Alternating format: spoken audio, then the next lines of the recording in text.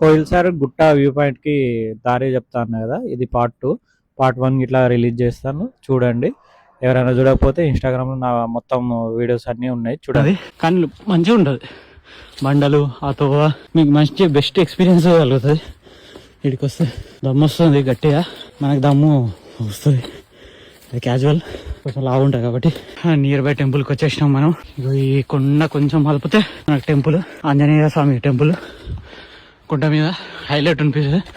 ఎవరికైనా ఐడియా లేకపోతే ఖచ్చితంగా రండి, మంచిగా ఉంటుంది టెంపుల్ నుంచి మనకు సముద్రం చూడడానికి, సముద్రంలా కొట్టిన సముద్రం కాదు.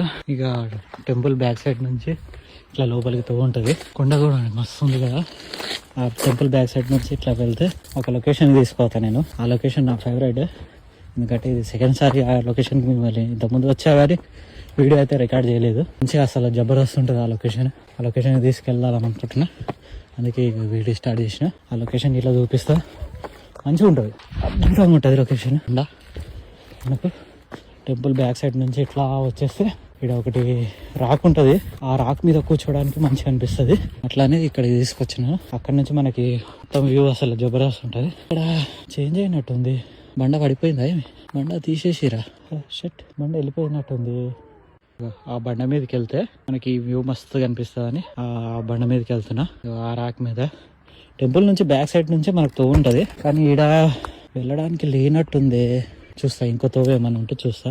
చీదుగా అనిపించిన డేర్ చేయండి, ఎందుకంటే ముందల మంచి లొకేషన్ ఒకటి ఉంటుంది కాబట్టి సాహసం చేసి ముందరికి వచ్చారంటే జబర్దస్త్ లొకేషన్ వస్తుంది. వీడి నుంచి ఉంది తోవ.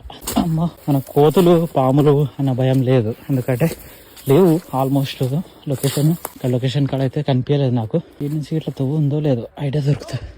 ఓ ఇగో ఆ లొకేషన్ కాడికి వచ్చి, అక్కడ కాదు బ్రో, అట్లా రా, నుంచి రాదు.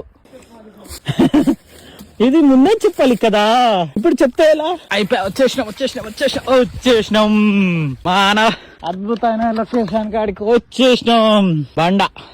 బండ మీద నేను